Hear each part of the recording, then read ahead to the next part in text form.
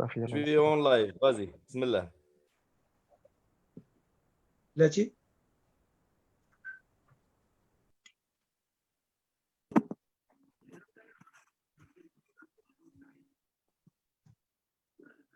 Je suis live, vas-y, تسمع.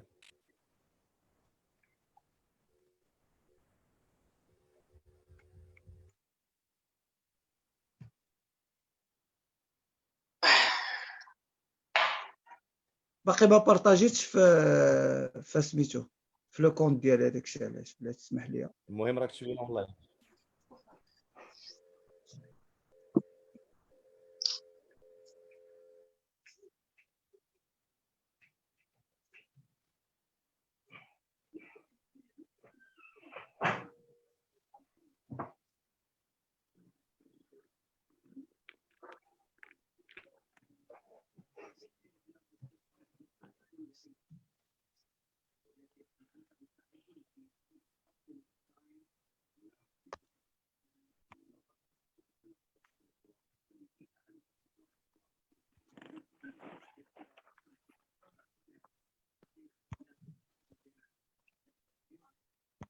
فيسبوك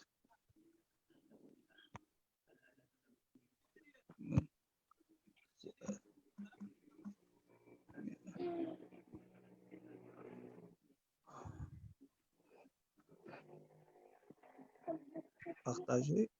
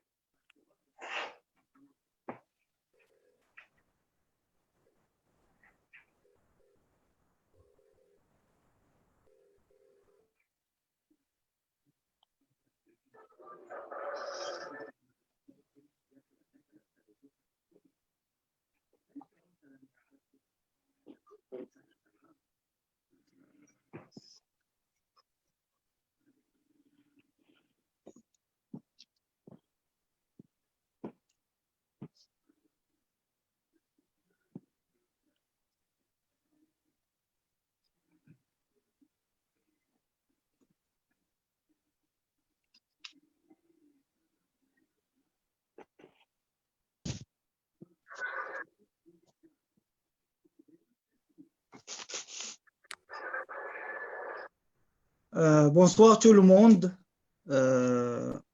surtout les gens qui ont confiance en nous. Avant de présenter mes collègues experts dans le domaine du foot, du coaching, je veux partager avec vous l'historique de nos conversations qui ont commencé depuis 2 mois et demi. Je ne suis pas la seule personne à produire, à créer ce genre de débat exceptionnel. Pourquoi exceptionnel? Parce que c'est volontaire. Ils viennent des gens passionnés de foot et de partage de connaissances. Alors, dédicace à Chouki Mouhib qui m'a encouragé. C'est la première personne qui m'a aidé, qui m'a encouragé pour commencer ce genre de live par rapport au foot, par rapport à la connaissance en général. On s'appelle toujours et Louis, c'est un passionné qui discute, qui veut discuter toujours et donne des avis constructifs par rapport au football mondial et national. Mes amis, Mohamed Echabou, futur entraîneur, Inch'Allah, parce que c'est un homme de valeur, de principe, qui va donner beaucoup de choses aux jeunes footballeurs. Et le petit Mohamed Meimouni, petit de taille, mais grand rendement au niveau de la formation, au niveau des associations, au niveau local, sur le quartier de Sidi Marouf. Au début, avec les deux, Mohamed, on s'est focalisé sur le travail au niveau des jeunes, performance, préformation, formation et planification. Je remercie aussi le ministère de la Culture, de la Jeunesse et du Sport, région Hassani, Ain Choc, province de Nouassar, qui m'a donné l'opportunité de partager ma petite et courte expérience dans le domaine avec des jeunes formateurs dans le stage à distance qui ont organisé au cours de cette période de confinement. N'oublions pas Koramandar, que c'est une page Facebook inspirée d'une idée, Koramandar, de mon directeur ici, Salah Din Nabira, où on a partagé des avis avec Mohamed Echabou, Mohamed Meimouni, aussi Ismaël Mouskour. Nous avons parlé plus école de foot, structuration des écoles de foot dans les associations. On a commencé des lives sur Instagram et Facebook. J'ai commencé d'ailleurs avec Monsieur Bertrand Mvondo, qui est parmi nous aujourd'hui. On a décrypté football marocain et africain, intégration du joueur africain subsaharien au Maroc, puisque lui, c'est un journaliste, analyste, spécialiste du foot marocain et africain. Et comme il y a beaucoup de monde qui voulait connaître plus de détails sur le travail technique sur le terrain, j'ai invité sur YouTube Monsieur Chabi Bernal, UEFA Pro, ex-entraîneur de Hassania d'Agadir et Hafia Konakry, actuel entraîneur de Tchihatouarga, pour parler méthodologie de travail en football. À la fin, et comme on a reçu beaucoup de messages par rapport au coaching mental, on a discuté coaching mental, intelligence émotionnelle et valeurs en sport avec Mohamed Hajerat et M. Fouad Merali, qui est d'ailleurs parmi nous aujourd'hui. Dans toutes ces étapes, je n'oublierai pas l'homme de l'ombre, Karim Boutar, qui préfère rester loin de ce bruit qu'on est en train de produire. C'est le collaborateur, le coordinateur. Pour moi, c'était un soutien permanent à tout moment. Il n'a pas hésité à aider, créer des idées, motiver. Grand merci au jeune Karim Boutar. Et bonne chance pour le reste de sa carrière.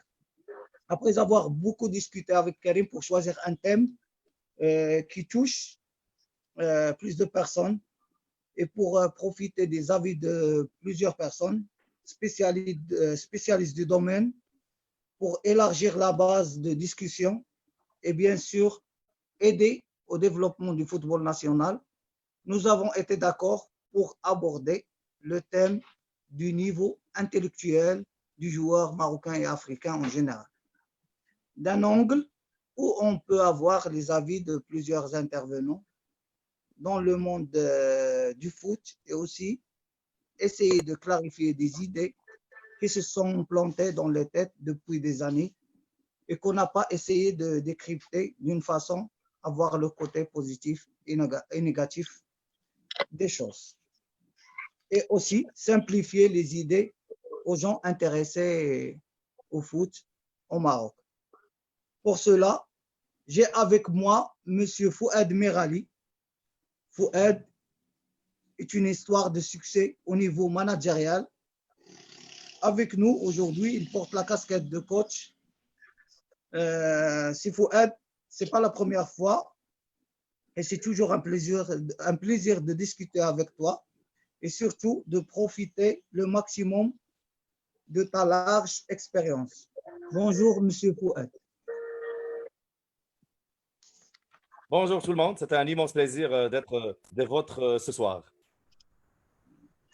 Bertrand aussi, c'est pas la première fois, journaliste sportif camerounais qui vit au Maroc et qui connaît bien le foot africain et marocain et qui a beaucoup de relations avec des joueurs de la Botola. Bonjour, Monsieur Bertrand.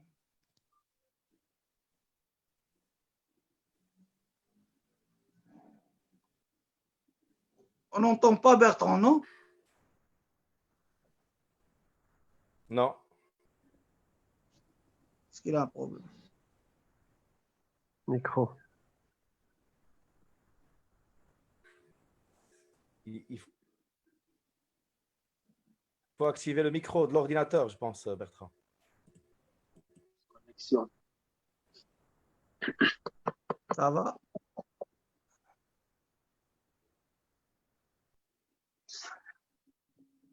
On passe, on va attendre jusqu'à ce qu'il active le micro. On passe à Monsieur Mouad Lgues, jeune journaliste sportif marocain.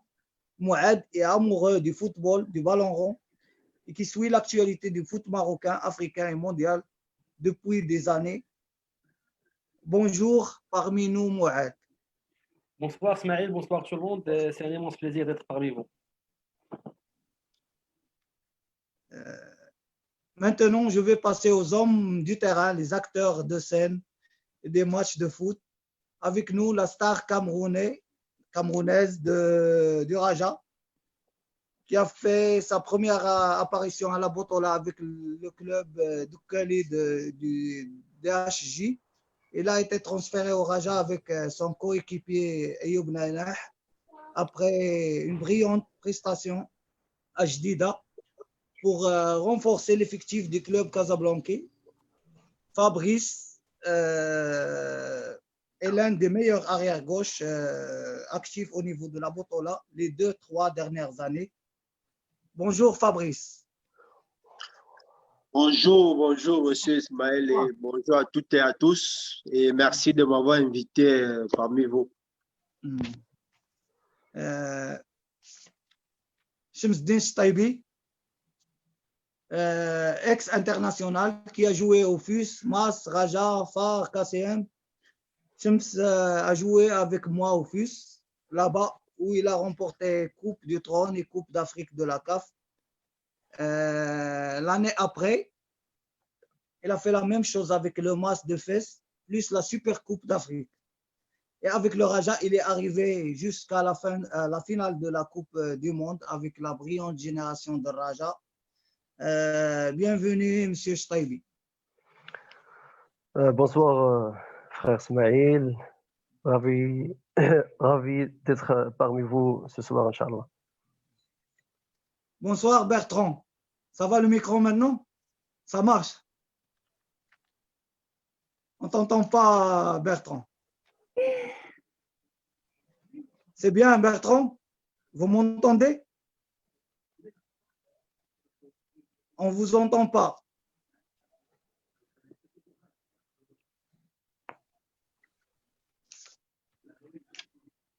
Il y a un petit problème. Alors, on va commencer jusqu'à ce que M. Bertrand règle le problème du micro, de son micro. On va commencer par M. Mirali. Et d'abord, avant de commencer, on veut une définition du niveau intellectuel de manière générale pour mettre tout le monde dans le vif du sujet.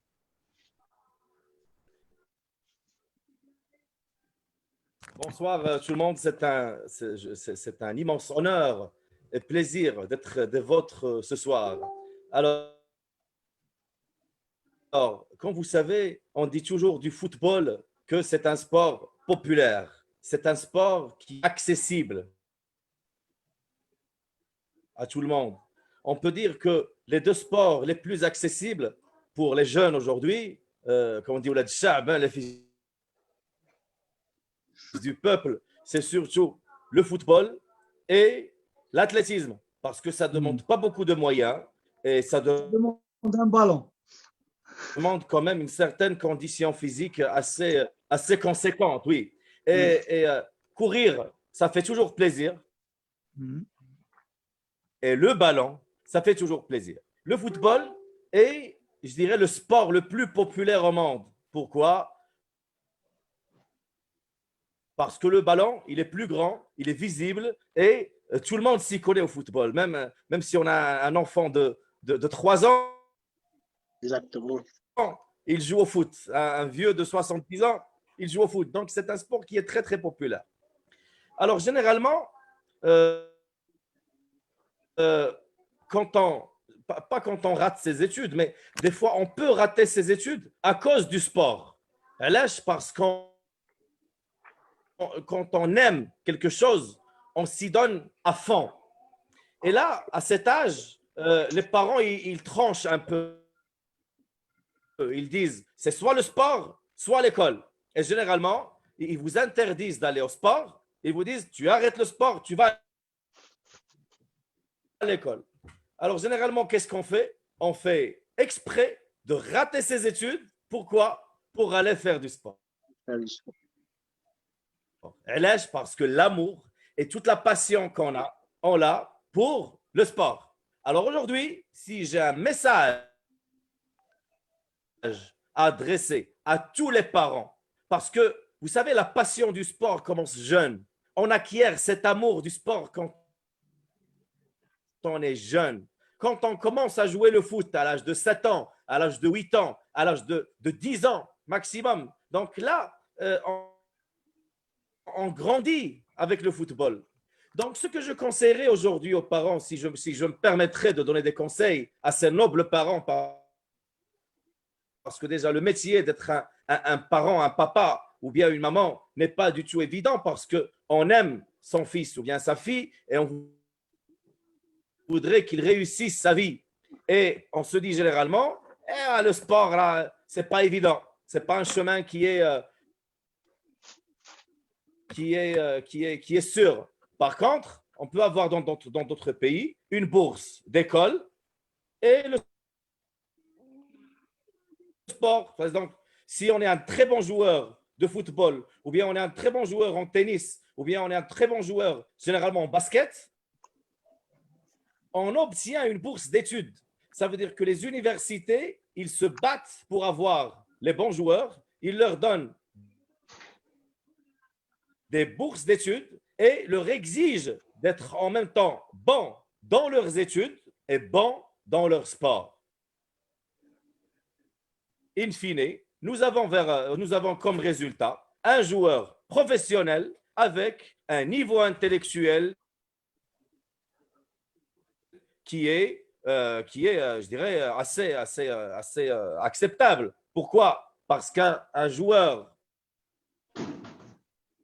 ou bien un sportif, il est amené à devenir un professionnel. Il est amené à devenir un coach international. Peut-être demain, si Ismaël, on le retrouvera en Suède. Alors là, il sera obligé de parler en anglais.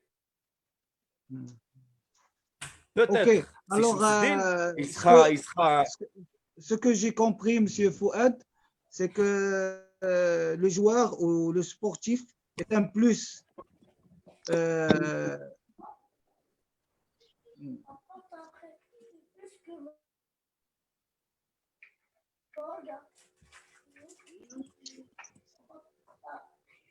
Oui, Fouad, tu m'entends?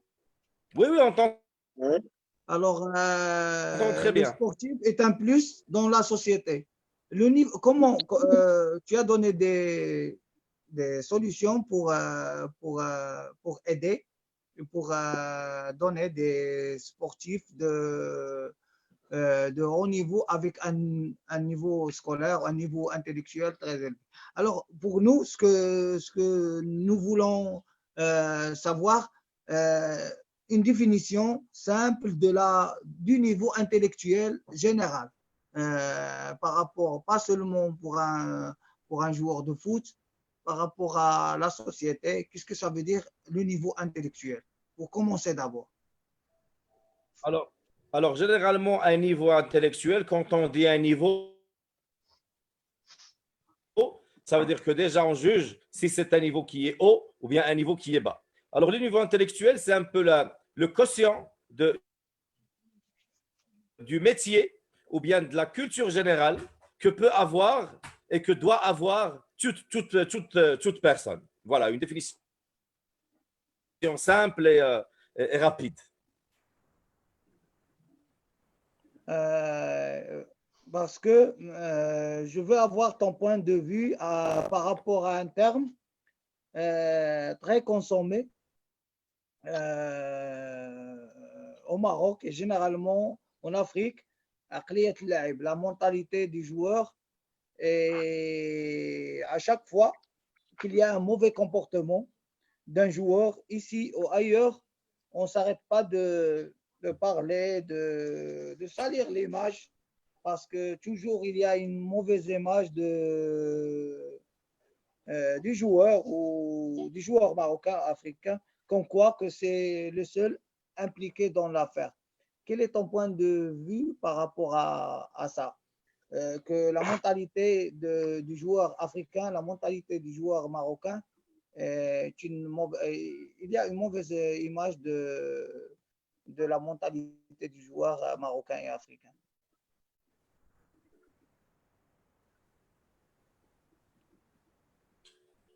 Pardon, à qui la parole?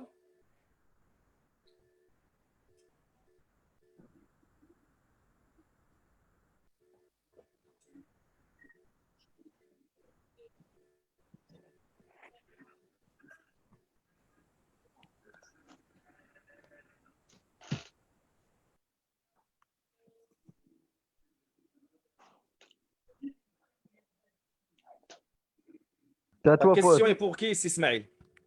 Ah, d'accord. Effectivement, vous savez, quand on dit que la violence, généralement, la violence vient de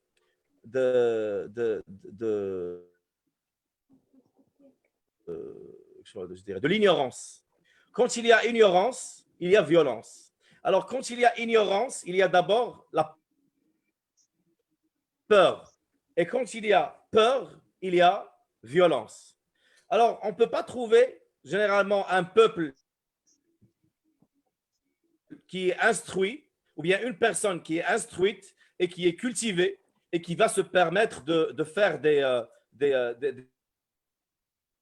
bagarres ou bien des choses qui ne sont pas fair play dans un terrain. On peut voir par exemple les joueurs anglais, c'est des joueurs qui sont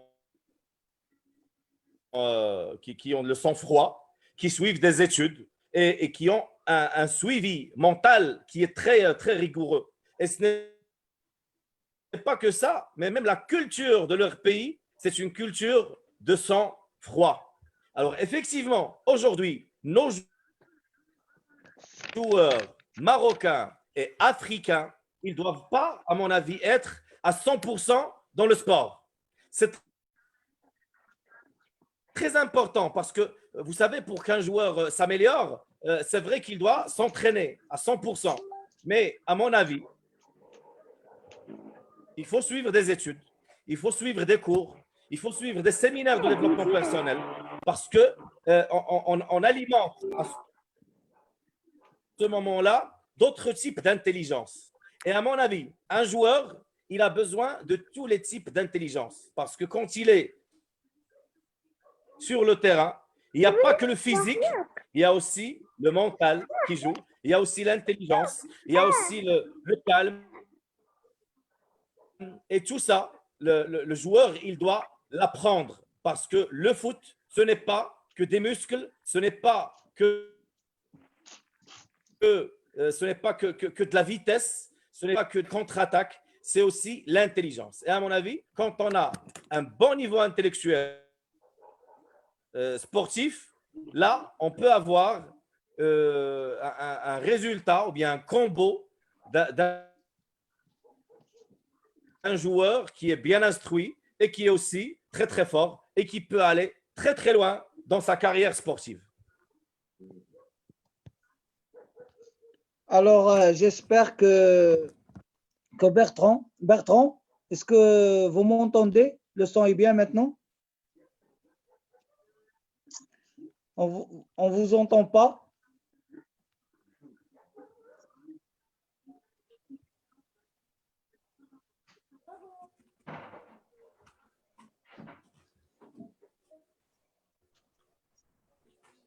Alors, Mouad, Je pense que à Bertrand nous a un souci avec le micro de changer de l'ordinateur. cette image.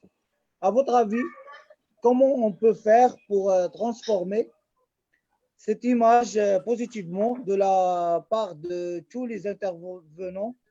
Quelles sont les solutions que tu peux nous donner pour changer cette image, pour donner une image positive du joueur marocain et joueur africain en général? Tout d'abord, Ismaël, je voudrais clarifier une petite chose. Pour moi, il n'y a pas seulement que le joueur africain qui a, entre parenthèses, un sale caractère. On a des cas, même en Europe, on a des cas de joueurs qui ont créé beaucoup de problèmes pour leur club, pour leur famille. On peut prendre même des joueurs professionnels qui sont venus de l'Amérique latine. Ronaldinho, maintenant, on a le cas de Ronaldinho aujourd'hui. Et d'autres joueurs, Adriano, l'ex-joueur de l'Inter de Milan, c'est des cas, c'est des cas qui ne sont pas liés seulement. C'est un phénomène qui n'est pas lié seulement aux joueurs africains. Pour moi, pour revenir à votre question, la chose la plus importante pour aider le joueur africain à changer son comportement, tout d'abord pour moi, c'est son entourage. C'est les gens qu'il fréquente. C'est les gens avec lesquels il est toujours. On a des joueurs, des bons joueurs. On a des très, très bons joueurs en Afrique. Des joueurs de qualité. Techniquement, physiquement, on a des très bons joueurs. Et d'ailleurs, quand on part en Europe, les meilleurs clubs en Europe, ils ont des joueurs africains qui, c'est les meilleurs. On a en Chelsea, même l'équipe de France. Revenons sur cette équipe de France en Coupe du Monde 2018. C'est des joueurs d'origine africaine qui ont fait la différence. C'est Mbappé, c'est Paul Pogba, vous connaissez tous, hein, vous connaissez tous les noms de ces joueurs. Donc, pour moi, pour revenir à votre question, c'est l'entourage. Un joueur, il doit être très bien entouré, très bien accompagné. Ses amis, sa famille, même son manager. Un bon manager, c'est pas seulement un manager qui fait signer un joueur dans un club et après il le laisse. Il faut faire le suivi avec le joueur, il faut lui parler, il faut avoir une idée sur ses problèmes. Bref, c'est ça. Pour ne pas trop parler, c'est l'entourage. Alors, une solution, c'est l'intégration ou le rôle du manager dans la carrière d'un joueur de foot, c'est ça, non? Non, l'entourage, mais le manager, sa L'entourage famille, aussi. c'est ça, le manager, sa famille. Parce il y a des joueurs qui ont gâché leur carrière ou leur vie, à cause de leur entourage. Ils ont choisi des mauvais amis, ils ont choisi des mauvais managers. OK. C'est ça, l'entourage. Alors, Fabrice, comme tu viens du Cameroun et tu t'es installé au Maroc depuis 3-4 années, tu connais des joueurs subsahariens au Maroc. Est-ce que tu vois qu'il y a une différence au niveau intellectuel, au niveau du comportement? Est-ce qu'il y a une différence entre le joueur marocain, le joueur africain subsaharien? Quelles sont les choses que tu as remarquées depuis ton arrivée au Maroc, que tu as joué, je crois, 2 ans à Jdida et maintenant c'est ta deuxième année avec Raja? Comment tu vois la différence entre le joueur africain subsaharien au niveau comportement, au niveau intellectuel? Quelles sont les différences que tu peux, d'après ton expérience, bien sûr, d'après ton vécu sportif, les équipes où tu as joué? Cela, je vais dire, il n'y a pas vraiment de différence. Il n'y a pas vraiment de différence. Pourquoi? Parce que je vais venir en fait, c'est que en venant d'abord, chacun a son comportement, chacun a sa mentalité, que ça soit bonne ou mauvaise. Donc la seule chose, parce que c'est vrai que je dis toujours, bon, quand on parlait, je suis arrivé à Jadida, on a trouvé, c'est pour ça qu'on dit le rôle dans chaque club. Il faut y avoir un coach psychologique, un coach mental, parce que tu peux être bien dans la tête. On peut dire, bon, tu peux avoir un bon comportement, mais arriver, un truc peut te déranger. Personne n'est au courant de ce qui t'arrive, parce que c'est pas tout le monde qui discute, c'est pas tout le monde qui bavarde. Donc, tu peux rester dans ton coin, tu gardes tes douleurs, tu gardes tout pour toi. À Jadida, j'ai eu, parce qu'à Jadida, ils ont un coach mental qui discutait beaucoup avec les joueurs. Beaucoup avec les joueurs, que ce soit avant les matchs, que ce soit après les matchs. C'est très, très important.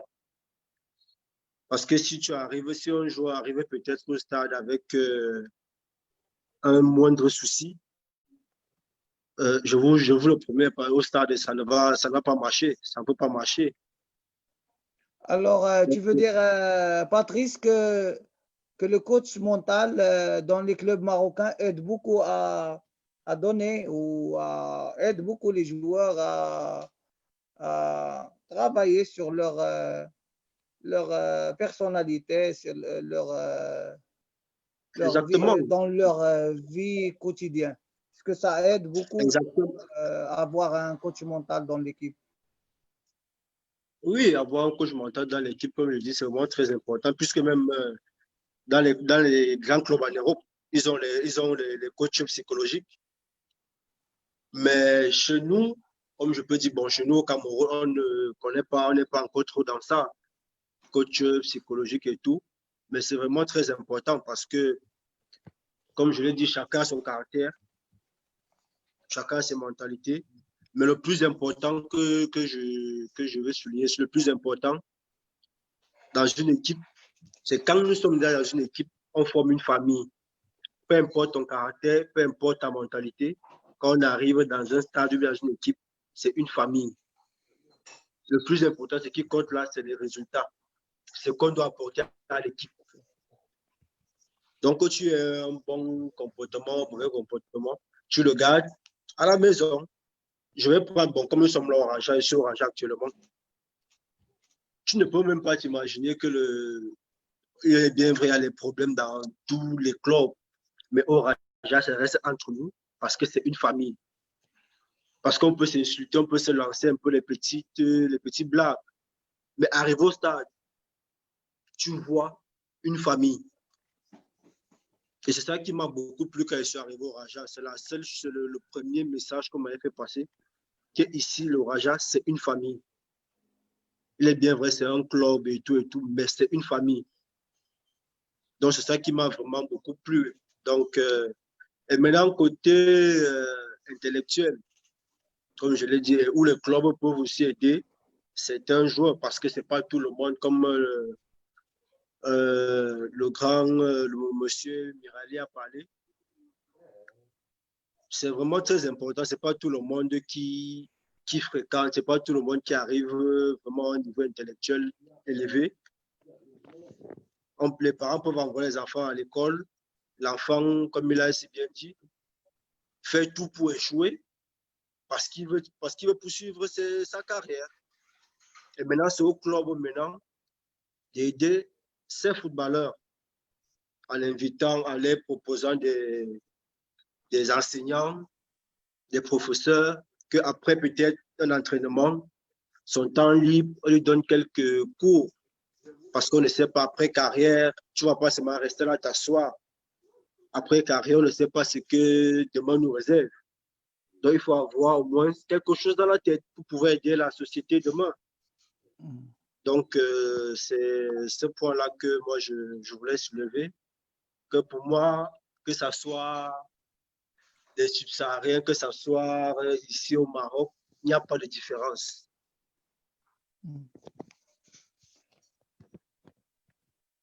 Ok, Fabrice. Alors, Bertrand, j'espère que ça va. Est-ce que c'est réglé le problème du son? Tu nous entends, non? Je crois que oui. Moi, je vous entends très bien. Là, Oui. on t'entend. Alors, tu n'as pas Voilà. raté beaucoup. Bertrand, Oui. on peut dire cette idée, tu as entendu, je crois, parce qu'on a parlé de l'idée de la mentalité du joueur africain, marocain, mauvaise image, on dit toujours que le comportement, parfois, ça sort des habitudes, ça sort du commun. Alors, pour toi, jusqu'à où tu peux nous dire que cette image est vraie et vraiment le joueur africain est accusé du mauvais comportement. Est-ce que pour toi, c'est vrai, c'est valable si tu aidé ou bien? Alors d'abord, bonsoir, hein. Bonsoir à tous, bonsoir à Fouad, bonsoir à Fabrice, bonsoir à Mouad, bonsoir à Shemsdine, bonsoir à toi également, Zaidi. C'est un réel plaisir pour moi d'être parmi vous ce soir pour parler de ce problème assez stratégique dans le milieu du football. Bonsoir également à tous ceux qui nous suivent. Je pense à Karim qui est l'homme de main de ce programme. Hein, c'est lui qui est à la manœuvre. Alors, je veux quand même souligner quelque chose, c'est que quand on parle de comportement, on veut parler ici également de la psychologie. Il y a la psychologie qui entre en jeu quand on veut parler de comportement. On veut parler aussi de réaction ou alors de conduite. On peut aussi aligner l'attitude des joueurs. Donc, il faut relever que en Afrique, on a un gros problème, c'est un peu notre entourage. Notre entourage. Les joueurs, ils viennent d'abord de quel environnement avant de s'engager dans une carrière professionnelle. Ça, il faut déjà le relever. Et on ne peut pas faire comme les autres parce que il faut que vous sachiez que la majorité, 80%, hein, 80 à 95 à 90% des footballeurs africains viennent des familles pauvres, donc des familles moins nanties. Et on ne peut pas se permettre de suivre une carrière de football et également d'engager un enfant dans des études, dans une prise de connaissance, parce que ça coûte énormément cher. Ce qui fait que dans une base, on retrouve nos enfants ou nos frères qui, lorsqu'ils commencent à jouer au football, peut-être en classe de secondaire ou après avoir engagé les études secondaires, ils lâchent carrément l'école parce qu'il est difficile en ce moment-là d'aller à l'école et de suivre, d'aller aux entraînements. Parce que d'un, il faut revenir pour la récupération, de deux, il faut quand même les moyens nécessaires pour pouvoir suivre les deux à la fois. Alors, il faut faire un choix et beaucoup prennent finalement le choix qui est pour eux le rêve, c'est-à-dire être comme toutes les stars qu'on a aujourd'hui.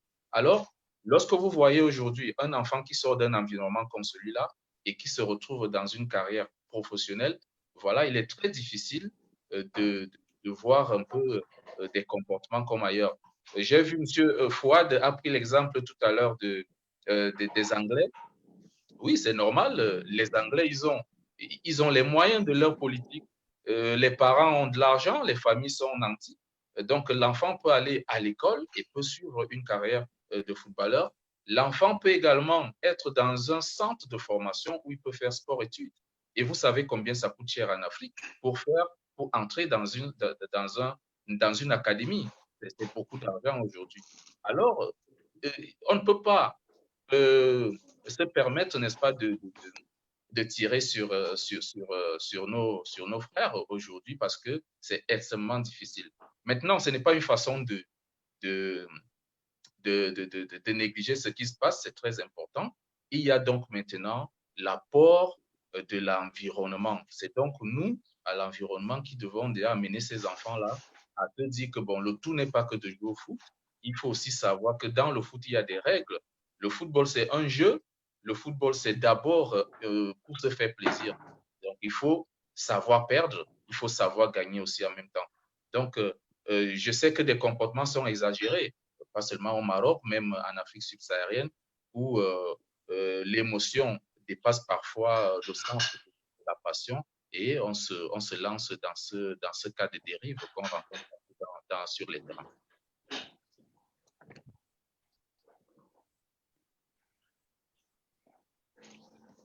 C'est clair, Bertrand. Je crois que le joueur n'est pas le seul accusé de cette situation. Et je crois qu'il y a plusieurs joueurs africains et marocains avec un très bon niveau.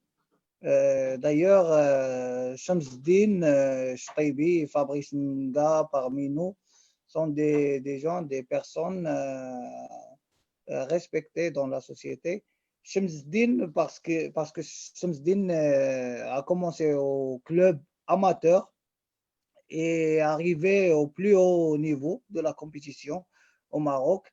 Est-ce que tu vois, Shamsdin, qu'il y a une différence de comportement des joueurs d'un club à un autre club? Bien sûr, parce que toi qui as joué, qui as commencé amateur, qui as joué avec des grands clubs comme FUS, FAR, Raja, est-ce qu'il y a une différence, vraiment une différence entre jouer avec un club, avec une équipe qui joue pour la Botola, qui a une base de public, grande équipe, et un autre club, une équipe amateur ou une équipe qui n'a pas la même influence sur la société que des grands clubs que Raja, Far, FUS? Est-ce qu'il y a vraiment, est-ce que tu vois qu'il y a, d'après ton expérience, Shamsdin, d'après ce que tu as vécu dans le monde du foot, est-ce qu'il y a une différence entre le comportement avec un club et un autre club? Merci, frère Smaïl. Avant de commencer, je salue mes amis qui sont tous présents avec nous aujourd'hui. Fouad, Mouad, Fabrice, Bertrand. Je crois que la différence entre jouer dans un grand club et un petit club, il n'y a pas une grande différence, mais le plus important, c'est quand tu joues dans un grand club. Parce que la plupart des clubs ici au Maroc, c'est des associations. Alors, ces associations-là, ils ont un règlement interne où ils imposent toujours, quand tu signes un contrat avec eux, ils imposent des règlements intérieurs où ils mettent des sanctions. Parce que tu connais le joueur marocain, le joueur africain, quand tu le touches dans sa poche, c'est vite, il peut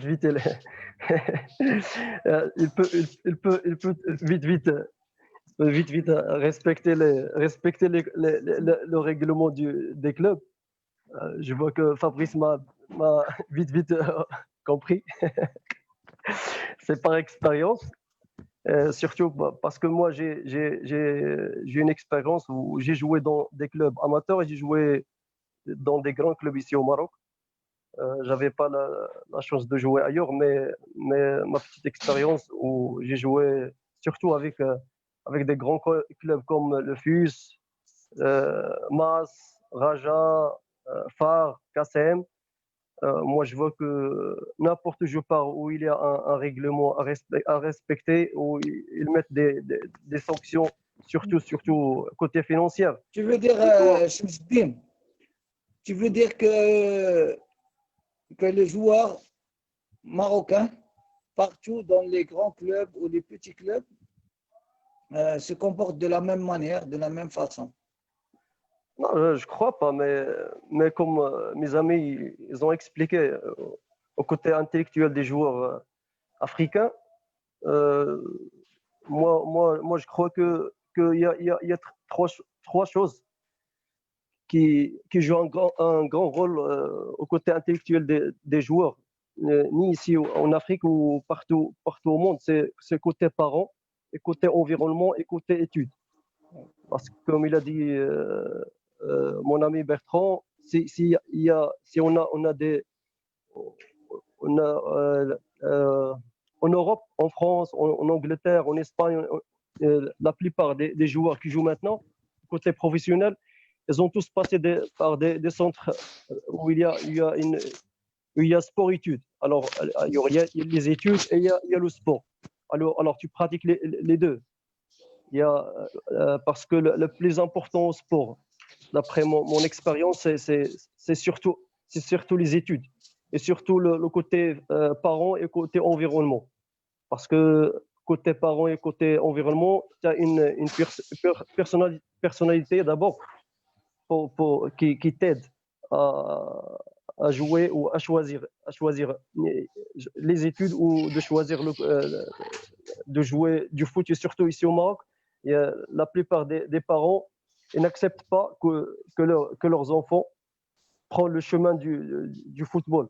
Parce que la plupart disent que le football, on ne peut pas gagner notre vie avec le sport.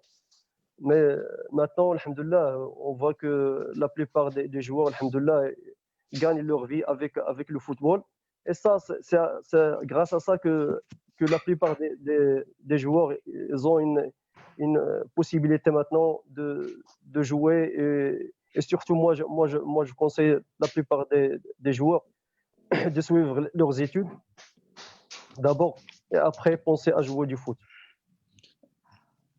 La situation, tu veux dire que la situation a changé et que le joueur marocain maintenant peut toucher des salaires et c'est pas la même chose qu'avant. On peut gagner sa vie en jouant au foot, en jouant dans un club professionnel. Alors, en parallèle, il faudra que nos joueurs aussi font l'effort de faire la formation continue, parce que ça finit pas. Et d'ailleurs, M. Fouad peut le prouver, parce que le joueur s'entraîne 1h30, 2 heures par jour.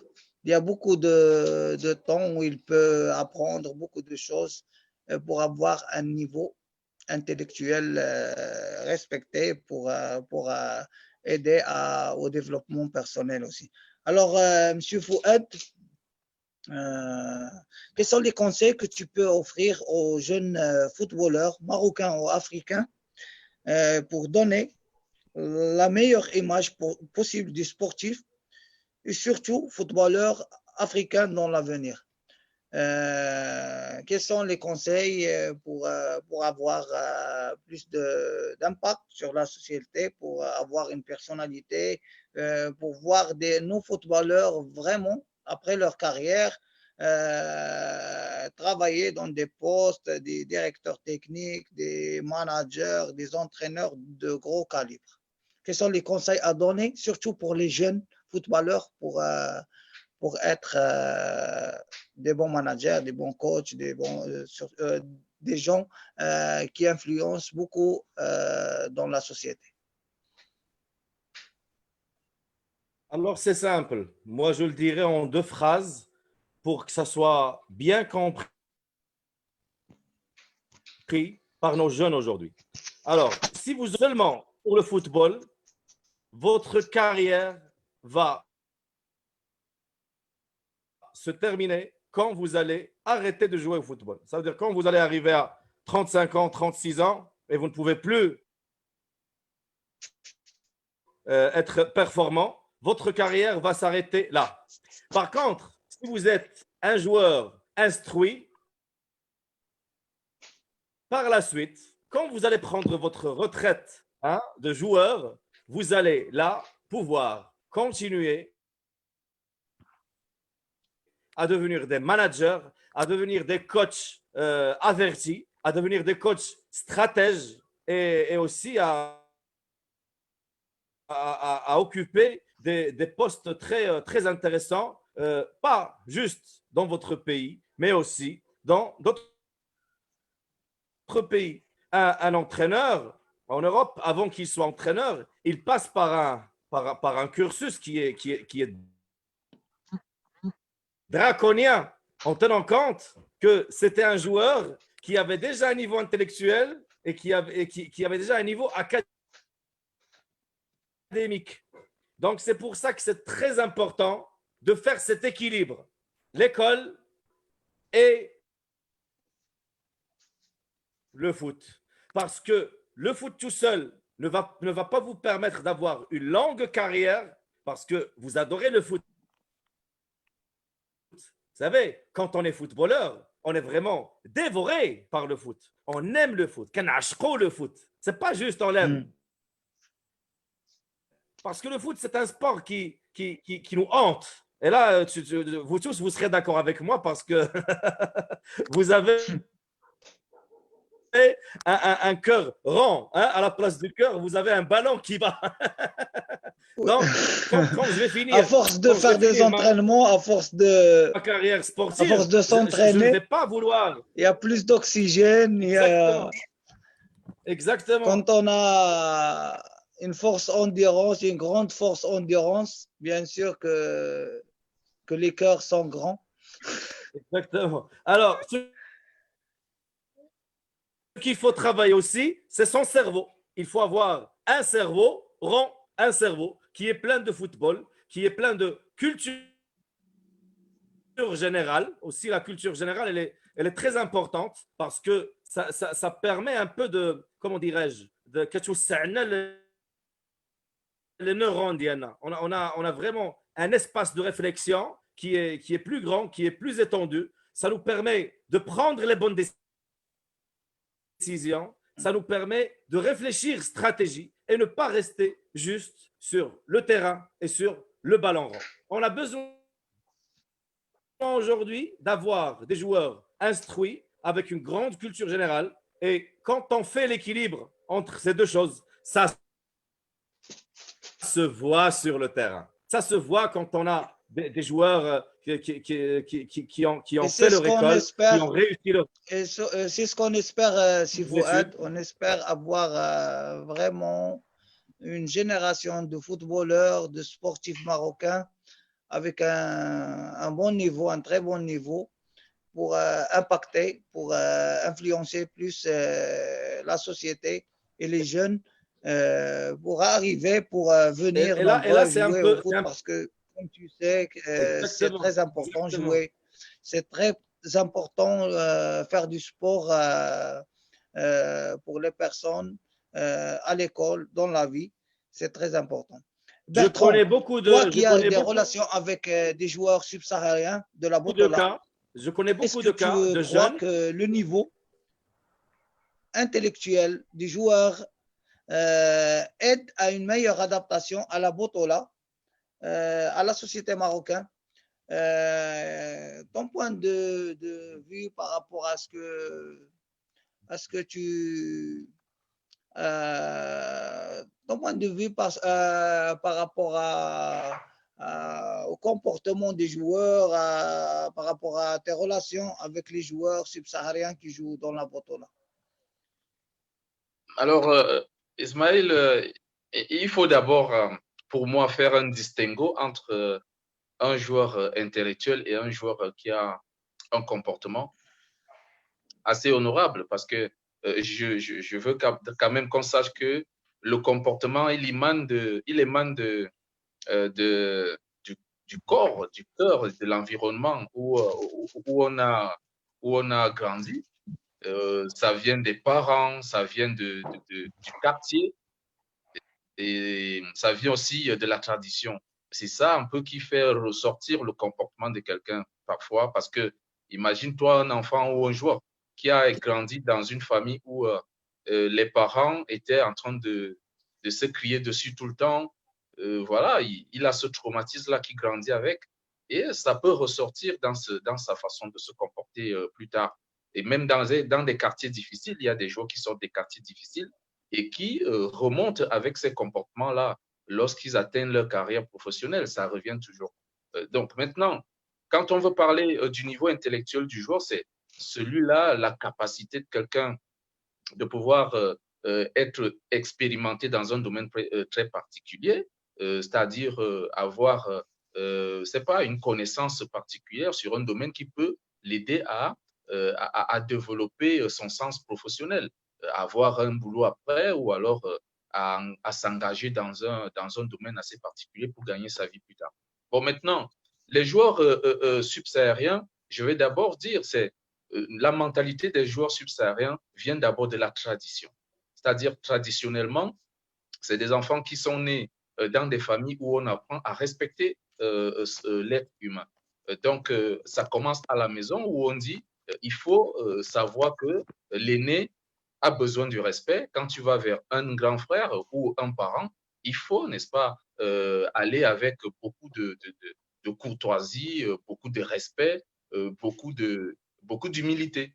Alors maintenant, quand ils sortent et arrivent ici, ils savent très bien qu'ils arrivent dans un environnement où il y a d'autres valeurs, il y a une autre tradition, il y a une autre religion, il y a une autre langue.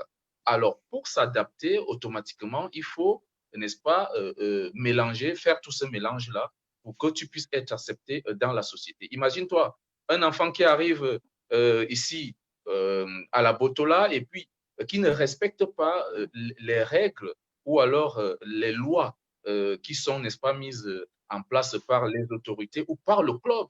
Mais il ne peut pas être bien accueilli. On va dire, mais lui, il vient piétiner nos règles, ça, ce n'est pas la peine qu'on continue avec lui.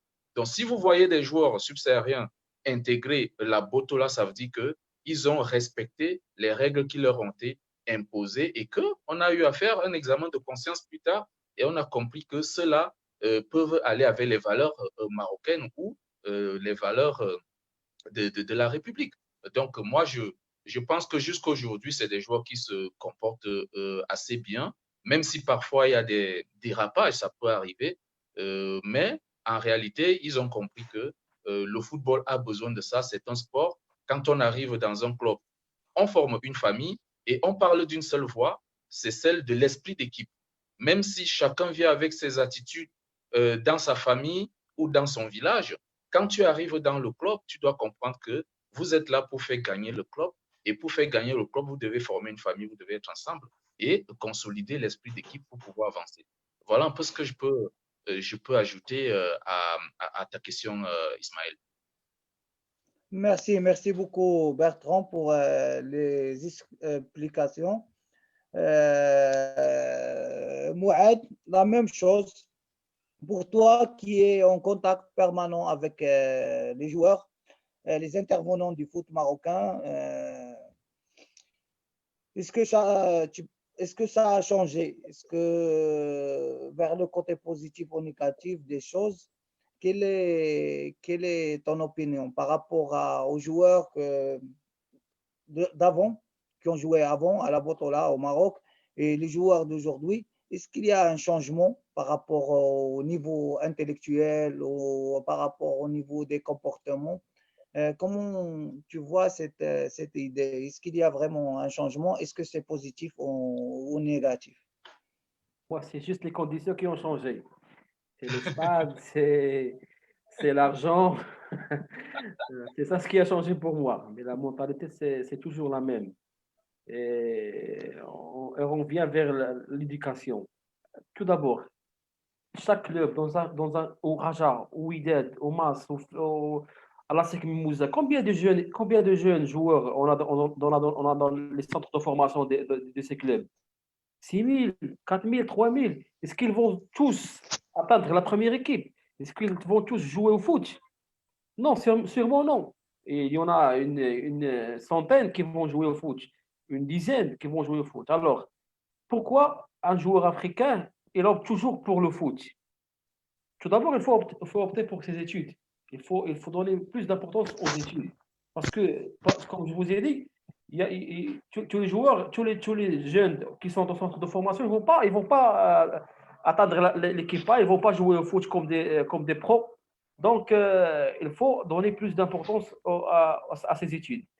Pour moi, pour revenir à ta question, Ismaël, pour moi, il n'y a pas grand, au niveau de mentalité, il n'y a pas un grand changement. Seulement les conditions un peu. Dans des pays comme le Maroc, au Sud-Afrique, il y a des bonnes conditions. Il y a les joueurs qui sont mieux payés, qui sont bien payés maintenant. Il y a des beaux stades. En Égypte un peu, mais la mentalité, c'est toujours la même pour moi. Il faut travailler sur ce point. Chaque club doit avoir un coach mental. Ça, c'est sûr et certain. Un joueur, il doit aussi, comme l'a dit, je pense, Shamsidine, il faut faire la formation continue. Il faut faire ses études. Même quand on est joueur, on peut faire ses études. Hein. Il n'y a pas un obstacle. On peut faire ses études. On peut y aller dans des centres de formation. Et comme ça, il faut combiner avec le foot et les études. Parce que là, après la fin de carrière, qu'est-ce qu'un joueur peut faire? Il faut changer sa mentalité parce que beaucoup de joueurs qui ont réussi à ramasser ou à rassembler une bonne somme d'argent en tant que joueur quand ils jouaient pour des clubs, que ce soit au Maroc ou à l'étranger, au Pays de Golfe. Mais après, ils ont tout perdu. Hein. Je ne veux pas citer des exemples. Vous comprenez, Smaïd? Il y en a des joueurs qui ont gâché leur vie après la fin du foot, alors qu'ils avaient une bonne fortune. Hein, parce que là, ils étaient mal éduqués. Donc, pour moi, rien n'a changé. La mentalité est toujours la même. Et il faut travailler sur ce point. Même la CAF, les fédérations, ils sont eux aussi appelés à intervenir hein, pour aider les joueurs. Hein. Un joueur, c'est Je pas. comprends bien. Oui, Mohamed, je comprends bien parce que vraiment, ce que tu es en train de développer par rapport au rôle du club est important aussi dans la formation pour le développement, pour améliorer le niveau intellectuel, culturel et du comportement du joueur marocain et africain.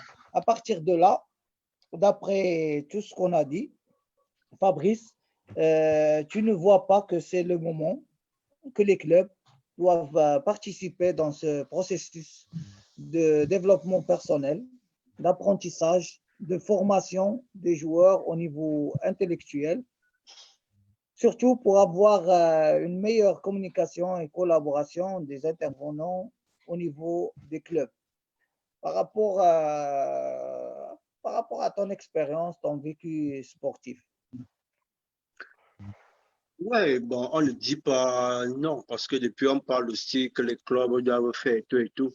Si la personne en question ne veut pas, on ne va pas l'obliger aussi à le faire. Donc, si la personne en question veut, parce qu'il doit d'abord montrer l'envie, parce que s'il a d'abord envie, il pose son problème peut-être au dirigeant. Le dirigeant ne veut pas refuser, parce qu'il sait que lui-même, ça va lui faire plaisir qu'il est venu me voir comme ça, parce qu'il veut que je l'aide. Comme on dit toujours, le footballeur, quand il est jeune, il a des envies, alors là, il ne réfléchit pas. Il fait du n'importe quoi, il monte, il essaie de faire des choses parce qu'il est jeune, il veut s'amuser. Mais c'est à l'après-carrière qu'on voit vraiment ce que tu as fait. Parce que tu es jeune, tu achètes des grosses voitures, on ne refuse pas, on peut s'amuser, tu achètes des grosses voitures et tout. Mais on n'investit pas dans les voitures. Et pour le faire, il faut avoir quelque chose dans la tête, il faut réfléchir. Et son entourage, comme vous l'avez si bien dit, l'entourage, c'est ça qui tue beaucoup plus les footballeurs aujourd'hui. L'entourage. Parce que si tu n'as pas un bon conseiller, quelqu'un qui te conseille, qui te permet de pousser et d'être terreau, voir tes visions pour pouvoir t'aider, sans ensuite tu ne vas rien faire, tu vas tourner juste là sur place. Donc, c'est de ce côté-là pour vraiment dire à mes frères, d'être d'abord conscients, parce que le football peut s'arrêter à n'importe quel moment. Une petite blessure comme ça, là, peut faire en sorte que ta carrière s'arrête.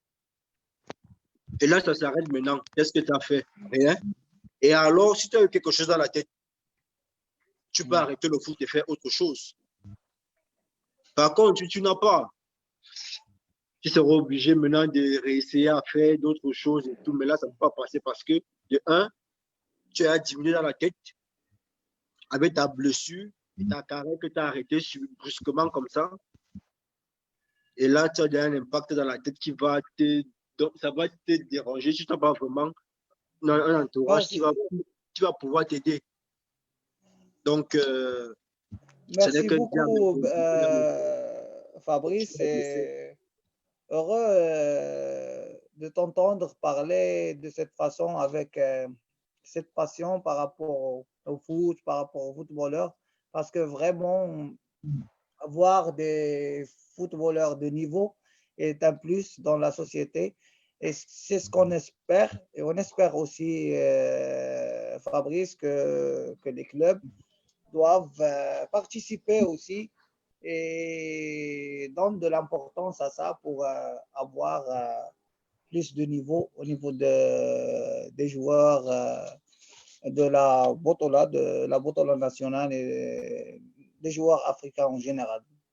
Alors, pour moi, c'est Shimsdin, tu es un modèle de joueur marocain avec un niveau intellectuel vraiment respecté. Je veux un message de ta part aux jeunes footballeurs marocains et africains pour les motiver, puisque tu es arrivé vraiment, tu as joué la finale de la Coupe du Monde des clubs et c'est pas donné à tout le monde. Et tu as commencé depuis des équipes amateurs à Marrakech, je crois. Je connais toute l'histoire, pas toute l'histoire, mais je connais beaucoup de choses.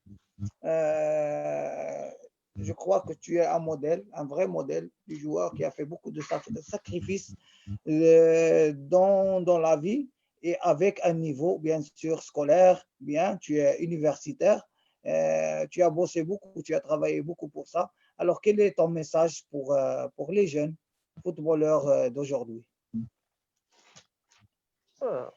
Vraiment, d'après mon expérience et ma carrière sportive, vraiment, ce qui a compté beaucoup dans ma carrière sportive, c'est que, alhamdoulilah, j'avais des parents qui m'ont appris beaucoup de choses, des bonnes choses, vraiment.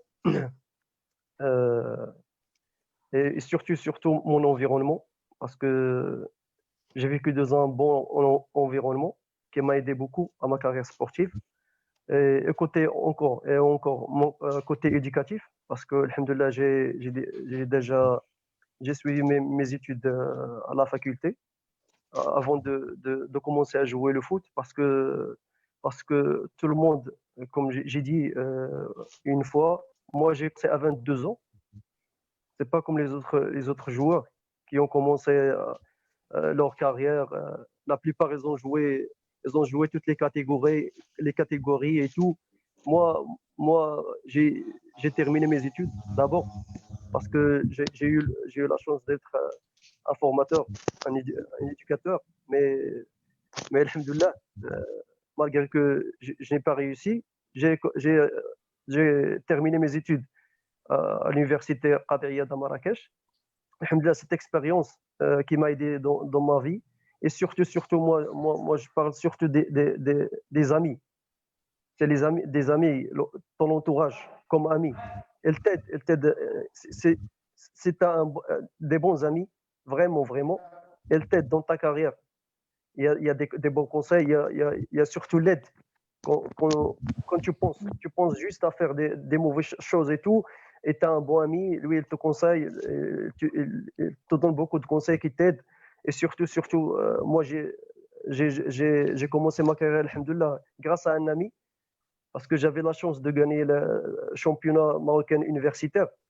Et c'est ce qui m'a donné une chance de commencer ma carrière sportive. Comme vous le savez, je suis parti, j'ai fait un test avec l'équipe de FUS. Et c'est là où j'ai commencé ma carrière sportive. Et surtout, j'ai commencé à 22 ans. Alors, alhamdoulilah, à 22 ans, j'avais alhamdoulilah, une bonne expérience d'après mes études, d'après mes amis, alhamdoulilah, que je remercie beaucoup. Moi, mon conseil à tous les joueurs, les jeunes joueurs, moi, le plus important, c'est de respecter le monde footballistique. Et surtout, c'est un métier maintenant, il faut bien respecter. Il faut suivre les conseils des joueurs qui ont déjà joué, d'écouter leurs conseils, parce que leurs conseils, ça va vous aider à faire une grande carrière sportive. Et pourquoi pas faire une grande palmarès qui va vous aider dans votre vie. Et surtout le côté éducatif, ça va vous aider après, comme ils ont dit mes amis, quand tu vas finir à jouer, tu vas recommencer notre vie. par exemple, tu peux être un entraîneur, un manager, un directeur sportif et tout. Si tu n'as pas un niveau intellectuel et éducatif qui pourra t'aider à l'être, tu peux pas commencer ou terminer de le côté sportif. Alors, d'après Alors, oui, Shamsuddin, oui, frère. Oui, je t'écoute, Smaï. on est tous d'accord que l'entourage aide beaucoup à avoir des joueurs, des personnes, des bonnes personnes dans la société qui peuvent donner la bonne image du footballeur, du joueur marocain et africain. Ouais, Le conseil, on est tous d'accord qu'il faut faire attention à ce point-là, avoir un bon entourage pour pratiquer, parce que c'est pas facile aussi pratiquer du foot, c'est pas facile. Des entraînements chaque jour, quotidien, des matchs chaque semaine, chaque 3-4 jours, avec le stress, avec la concurrence qu'il y a. Moi, je veux juste. On est tous d'accord pour ça. Et aussi pour les clubs aussi doivent participer. On a des modèles comme l'Académie Mohamed VI, là-bas, les joueurs Que je sont voulais ajouter. installés et jouent au foot. Et aussi, ils font leurs études. On leur donne on leur donne des Beaucoup de formations conseils. par rapport à Conseils.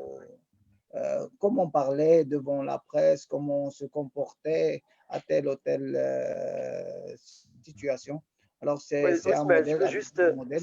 Alors, je vous remercie beaucoup pour vos participations. On est arrivé à la fin. On espère que c'est bénéfique, c'est riche et varié pour tout le monde. Merci pour tous ceux qui nous ont suivis. On est arrivé au mot de la fin et si quelqu'un a quelque chose à ajouter, on commence par vous, Monsieur Fouad. Merali, est-ce qu'il y a quelque chose qu'on n'a pas abordé? Est-ce que tu veux ajouter quelque chose à la discussion? En fait, merci beaucoup. Merci beaucoup, Ismaël, pour cette invitation. Ça me fait vraiment énormément plaisir. J'adore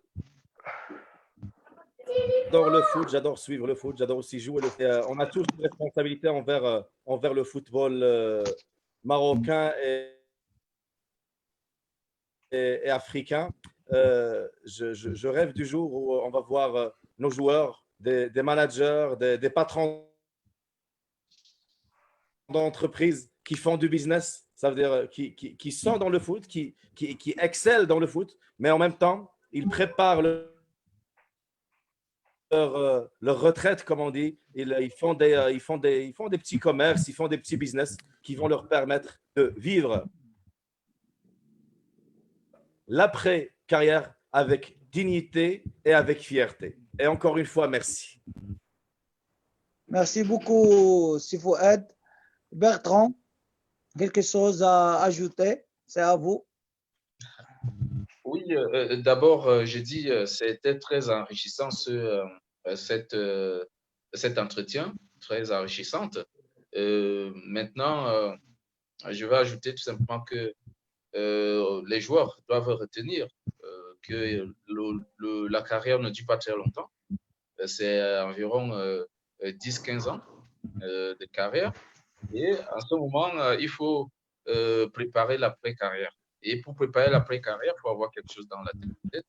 Il faut tout simplement allier football et une spécialité. Si il y a beaucoup qui veulent faire dans l'entraînement ou dans le management, il y a même ceux qui veulent faire dans les affaires. Donc ça dépend. Il y a tellement de choses à faire pour le foot que on ne peut pas se focaliser juste dans le football parce qu'après ça devient difficile. Alors, c'était très enrichissant. Moi, je te remercie, Ismaël, pour ce sujet qui va aider beaucoup, qui qui nous ont suivis aujourd'hui ou qui ne nous ont pas suivis, mais qui auront quand même l'information. Je remercie aussi tous ceux qui ont participé, Fouad, Fabrice, Mourad, et puis Shemsdine. Je remercie tout le monde, sans oublier Karim. Merci à vous, Bertrand. Mouad, vas-y. Est-ce qu'on a oublié quelque chose? Est-ce que tu veux ajouter quelque chose? Un mot de la fin pour... Bon, Smaïl, un message pour tous les joueurs africains, notamment les Marocains ou les Subsahariens. On ne choisit pas nos familles, mais on peut choisir nos amis, notre entourage, et tout ça. La carrière d'un joueur, comme vient de l'évoquer Bertrand, ça dure entre 10 ans et 15 ans. Et après, il faut assurer sa vie.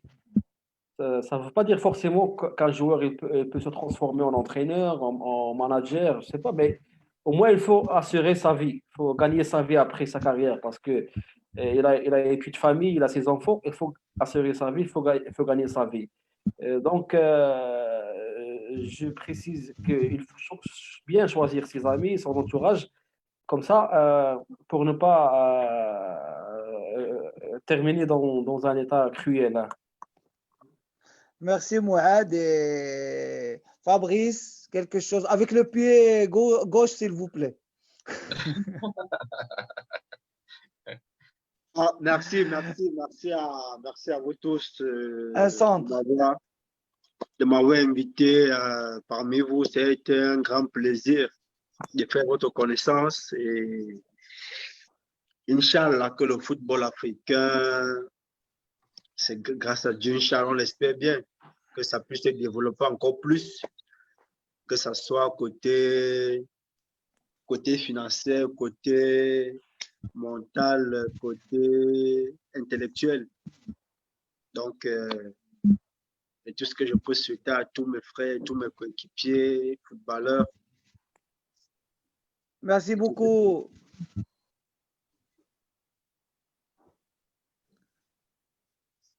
Merci beaucoup, Fabrice. C'était très gentil et merci d'accepter notre invitation. يلا شميسة طلقنا الضريبة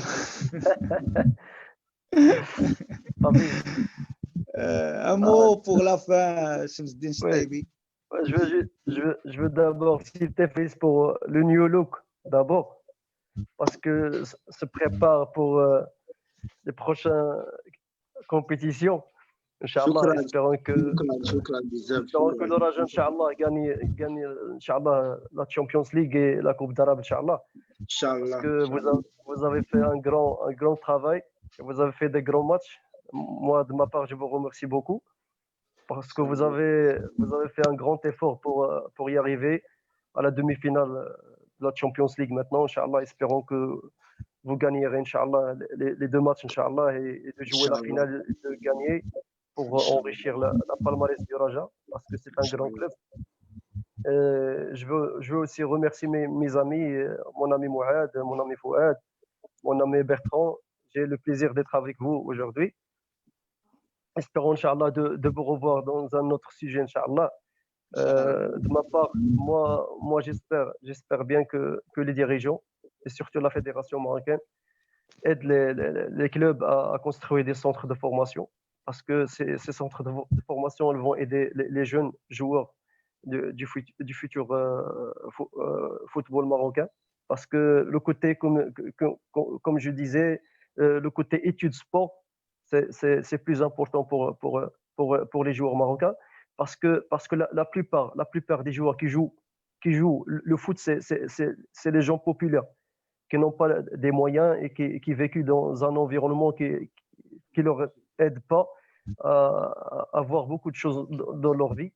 Alors, quand on aura, Inch'Allah, des centres de formation, on aura des études et le foot, moi, je suis sûr, Inch'Allah, qu'on aura des bons joueurs et des grands joueurs intellectuels, Inch'Allah. Et ça va être le bien du football marocain. Et j'espère, Inch'Allah, nous aussi. Alors, merci beaucoup, Shemsdine. Merci à vous tous. Je remercie beaucoup les volontaires intervenants pour leur participation, car c'était riche. Il y avait plusieurs opinions, des spécialistes, bien sûr, comme Sifouad, coach professionnel, Mouad et Bertrand, journalistes, et aussi des ex et des joueurs de gros calibre comme Shamsdine et Fabrice Nga. Je remercie aussi tous les gens qui nous ont suivis pour leurs commentaires constructifs. Et j'espère vous retrouver en bonne santé. Merci beaucoup et à la prochaine, Inch'Allah. Inch'Allah. Inch'Allah. Inch'Allah. Merci. Salam alaikum.